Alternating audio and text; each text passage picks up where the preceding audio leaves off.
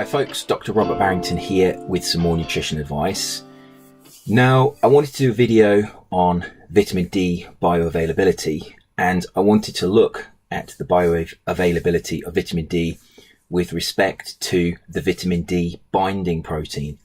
Now, this is something that I haven't seen talked about extensively in the mainstream, and it's actually quite interesting, and it actually explains a lot of the variation that you see in the response to dietary supplements, and it also explains why sunlight is possibly a more efficient way of obtaining your vitamin D.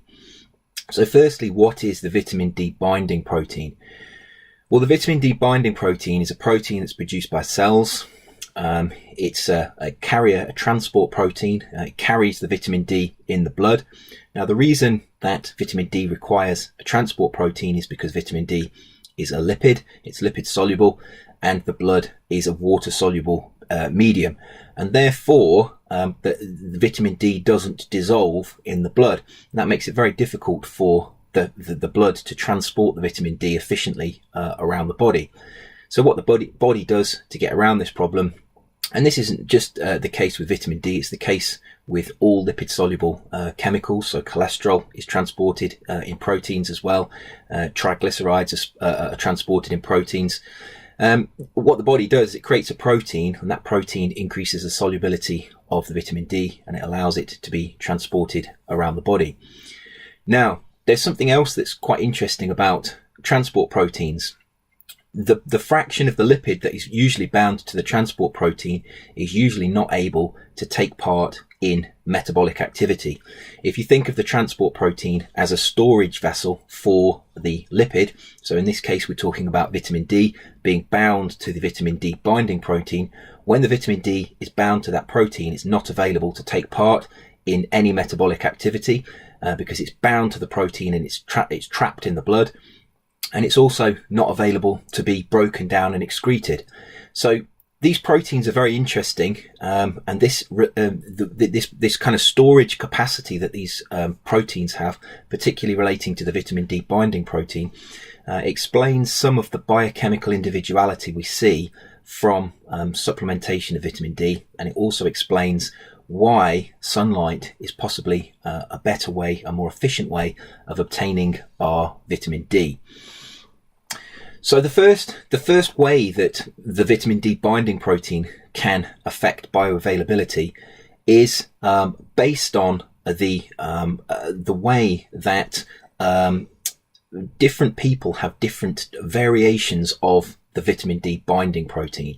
There have been a number of studies that have looked at the vitamin D binding protein and the gene that produces the vitamin D binding protein. And what they find is that there is variation in the genetic makeup of individuals and their ability to produce a particular type of vitamin D binding protein. Think of the vitamin D binding protein as a family of proteins, and everyone falls into different categories that produces a slightly different type of vitamin D binding protein. And this is just a reflection of our biochemical individuality. We're all slightly different, and we all have slightly different genetic makeups. Now, this is interesting because studies have shown that there are different types of this vitamin D binding protein. And in one study, they designated one type of vitamin D binding protein as TT. They designated another as TK, and they designated another as KK. The names are really not important. It's just they found three different varieties in the population they were looking at of this vitamin D binding protein. And what they actually found was that when they supplemented this population with vitamin D, what they found is that the subjects had a response to that vitamin D supplement that reflected the type of vitamin D binding protein that they were able to produce. So those people with the TT version of the vitamin D binding protein, they had a 97% increase in their 2,5-hydroxyvitamin D levels after they'd consumed the supplements of vitamin D. Those with the TK variation of the vitamin D binding protein had a 115% increase in their 2,5-hydroxyvitamin D levels, and those people with the KK variation of the vitamin D binding protein had a 307% increase in their 2,5-hydroxyvitamin D levels. Now, the figures are not really so important. What is important is the difference between them and the fact that there are different types of this binding protein. If you are one of those individuals that, for example, has the TT binding protein, you are going to have less of an increase in your 2,5-hydroxyvitamin D after taking supplements than somebody who has the KK or the TK variation. And this explains why it's actually very difficult for researchers to give recommendations on how much vitamin D you should take. There are all the other factors as well, such as how dark your skin is, how much sun exposure you have, how well you absorb fats and lipids from your gut, etc. But, this is one of those factors that feeds into that variation that makes it very difficult for recommendations on levels of supplementation to be given to individuals. Unless you know your genetic makeup, unless you know how you respond individually to vitamin D supplements, it's very difficult to actually ascertain how much you would need to raise your blood levels of 2,5-hydroxyvitamin D and give yourself adequate vitamin D, an adequate vitamin D status. So this is, when you see it from this perspective, this is actually a very difficult, a difficult question to ask. And it's one of the questions I get asked very often is, how much vitamin D should I take? My recommendations are still based on what has been published in the literature, and I would say somewhere between 2,000 and 4,000 IU of vitamin D3 per day. But that will, obviously it's very difficult to give a general recommendation. And I keep emphasizing the best and safest way to know how much vitamin D you would need in a supplement.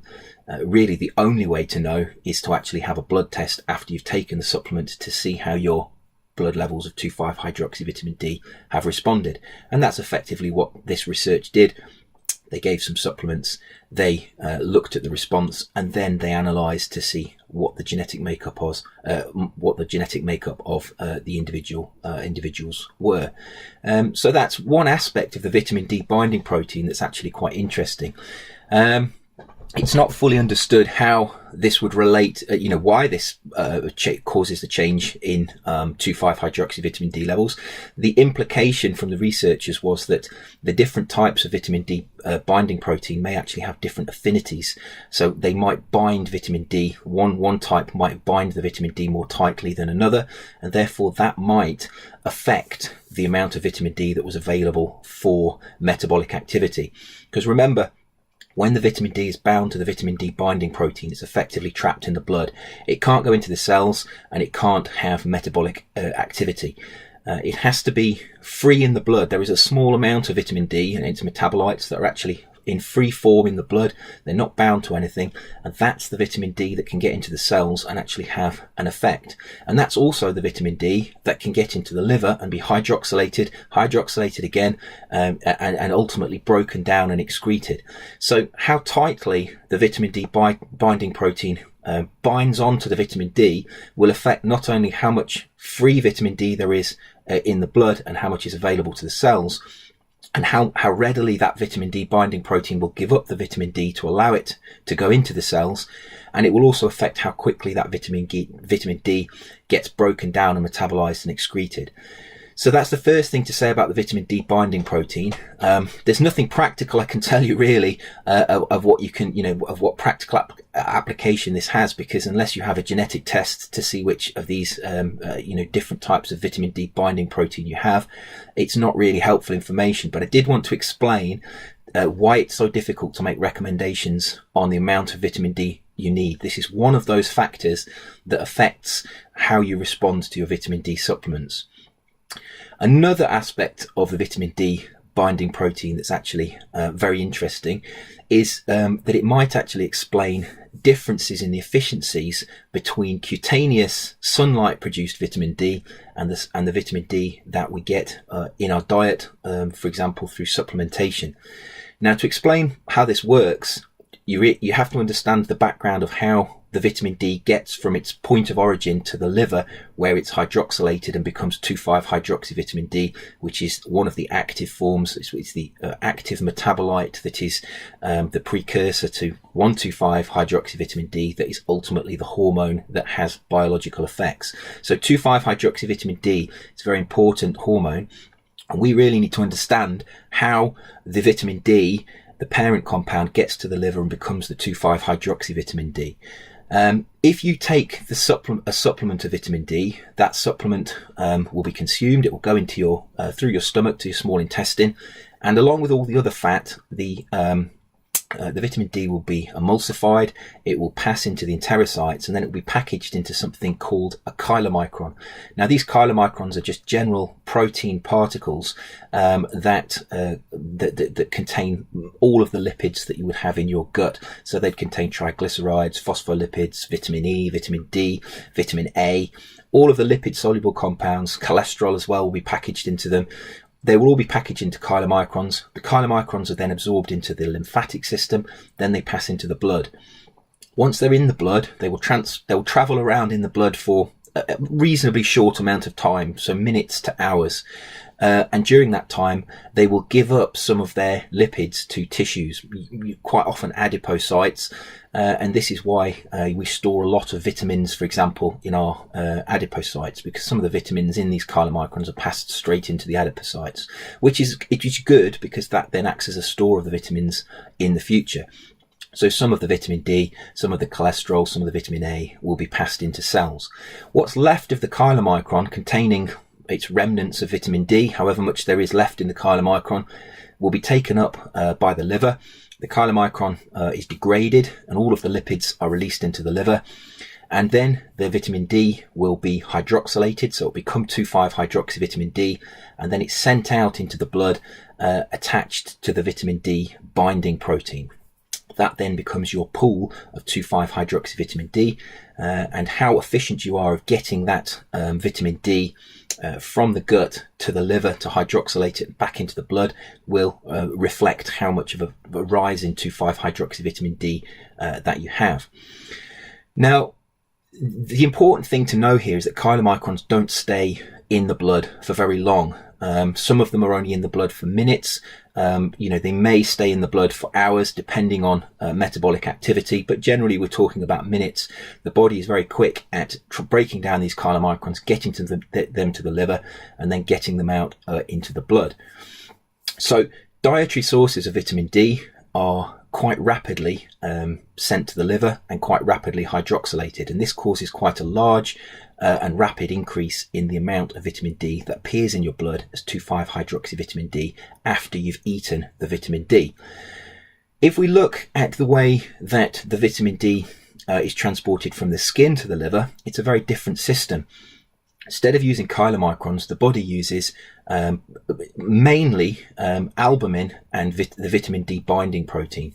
Now, the vitamin D binding protein is what we're going to concentrate on. Some of the vitamin D will pass in the general binding protein called albumin, which is just a protein that transports all sorts of substances. But we're really going to focus on the vitamin D binding protein. And this is the main difference. The vitamin D binding protein will bind the vitamin D3 that is produced in the skin. And the first thing to say is that that vitamin D only percolates very slowly from the skin into the blood. So the skin acts as a store of vitamin D. The vitamin D is produced in the skin, but it doesn't rapidly enter the blood. It's only very slowly enters the blood. So therefore there is a trickling effect of this vitamin D into the blood. The vitamin D then binds to the vitamin D binding protein, and it would appear that the vitamin D binding protein is not so readily able to give up the vitamin D to the liver as the chylomicrons, and therefore there may be a longer process between the production of vitamin D in the skin and its ultimate hydroxylation in the liver compared with the consumption of vitamin D and its ultimate hydroxylation in the liver. So what you tend to find, and this is supported by reasonable amount of research, if you take vitamin D as a supplement, it will get to the liver very quickly, be hydroxylated quickly, and it will cause quite a rapid rise in your levels of 2,5-hydroxyvitamin D. If you produce your vitamin D3 in your skin, there will be a much slower rise, much slower production of vitamin D in terms of its, there'll be a much slower transport of the vitamin D to the liver. This means that there's a slower hydroxylation, and therefore ultimately what you find is that there is a more prolonged and gradual increase in levels of 2,5-hydroxyvitamin D that you find in your blood. So this is why researchers claim that production of vitamin D in your skin is a more efficient process. This slower transport of the vitamin D to the liver and the slower hydroxylation means that there is a trickling of the vitamin D into your blood, and this is affected after the liver has hydroxylated the vitamin D. The fact that there's less vitamin D being pushed into your blood over a particular period of time means also that there's less of a breakdown and less of a metabolism of the vitamin D. So ultimately, sunlight produced vitamin D may stay in the system for longer, and it may be metabolically active for longer, and this relates in some way to the fact that it binds to the vitamin D protein for transport to the liver rather than is transported by chylomicrons. So think of chylomicrons actually being more efficient. They get the vitamin D to the liver more quickly, but that's actually detrimental because more of it gets hydroxylated in a certain amount of time, and more of it gets into the blood. And that very rapid rise in 2,5-hydroxyvitamin D may even cause, it may be that there's a bit of there's too much 2,5-hydroxyvitamin D there. That would actually stimulate the excretion of the vitamin D, and therefore it not be metabolically active for so long. So that's another interesting aspect.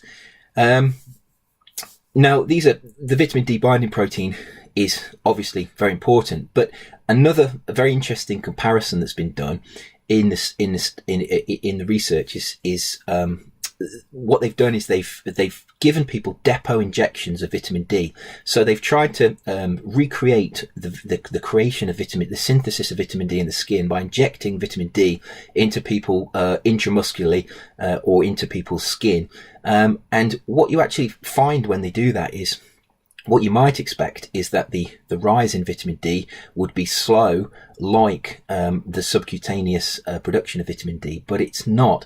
There is something about the synthesis of vitamin D in the skin naturally that has this effect of prolonging your blood levels of vitamin D. Even if you put the vitamin D, rather than taking it as a supplement, even if you put the vitamin D in an oily medium into the skin in a depot injection, it still more rapidly gets to the liver and is hydroxylated more quickly and causes a more rapid increase in your 2,5-hydroxyvitamin D levels. So this is not fully understood, but there's clearly something about the production of vitamin D by sunlight that appears to make it more efficient. What would the practicalities of this be for somebody that was interested in health? Well, one thing that I could think of is it may actually be better, rather than taking a single vitamin D supplement in the day, it may actually be better to spread that vitamin D supplement throughout the day. So if you were taking, for example, 2,000 IU of vitamin D, you may actually get a better effect if you took 1,000 IU in the morning and 1,000 IU at night. That would ensure that your the vitamin D would still be more rapidly passed to the liver, but you're ultimately, you wouldn't create such a high peak level of 2,5-hydroxyvitamin D. And that high level of 2,5-hydroxyvitamin D after taking supplements may actually be detrimental. It may cause changes in the metabolism of vitamin D. It may knock, for example, calcitriol, the active hormone form of vitamin D, off the vitamin B binding protein, and this may have detrimental effects because it may increase the toxicity of vitamin D, and this might be one of those reasons why you don't appear to get toxic symptoms from going out in the sunlight, because of this slow absorption of the vitamin D into the system. It's much more gradual, and therefore the metabolizing enzymes, the hydroxylating enzymes, are able to more readily deal with the vitamin D. It trickles into the system, and therefore it's more controlled. And it is safer for the cells. So that might be one of the the practical aspects of this. Is it may be that it would be a good idea, rather than taking a single dose of high amounts of vitamin D, to actually spread that throughout the day. That would probably make sure that you kept your 2,5-hydroxyvitamin D levels a little bit lower, and it would cause a more gradual increase certainly than if you took a single large dose of vitamin D. This is obviously a very complex topic, this is just something I wanted to mention. It's not, I know it's not greatly, it's not greatly practically applicable. There's not a lot you can do about this, but I wanted to make people aware that this is one of the reasons why, there is this. It's very difficult. People question and say, why can't they just agree on how much vitamin D you require? The problem is there are just too many factors. There are too many variables, and it's very difficult to actually give general recommendations for vitamin D. Like I say, it will depend on your skin color. The darker your skin, the less vitamin D you produce in your skin. It's to do with how well you absorb the vitamin from your gastrointestinal tract. Some people don't absorb fat very well. It's related to how much other fat you have in your diet. It's related to how many chylomicrons you produce. It's related to the type of vitamin D binding protein you have. It's related to how quickly the vitamin D gets out of your skin. It's related to how efficient your liver is at hydroxylating the vitamin D. It's related to how efficient your kidney is at hydroxylating the 2,5-hydroxy vitamin D, and it's related to the form of vitamin D that you take. All of these things come together to mean that it's very difficult to make a recommendation. So be very careful of people that give you, an amount that you should take and say, this is the amount you should take every day because of this factor. There is no real correct amount to take. It's different for everybody, and this is why I keep saying the only way to really know how much vitamin D you need to take as a supplement is to get a blood test after you've taken the supplement to see how your body responds individually. You've got to be your own nutritionist, you've got to do your own research, and you've got to go to that length in order to be able to know how you personally respond to a supplement. And remember, there's different types of supplements. Some of the supplement is as oil, some of the vitamin D can also be taken as a tablet. I haven't seen many studies that compare the two, but there may even be small variations based on how you actually take the vitamin D. So bear all this in mind. I will put a link, two links to two studies about vitamin D and the binding protein that are reasonably interesting and quite easy to read. And they've got some of the information that I've covered in this video. I'll put them in the comments box below this video. If you haven't subscribed to my channel, or please, I invite you to subscribe if you find nutrition interesting. I've got lots of videos on nutrition. Please check out my other content. If you like this video, please give me a thumbs up. As always, eat well, stay healthy, and protect yourself. And I will see you soon for another video. Take care.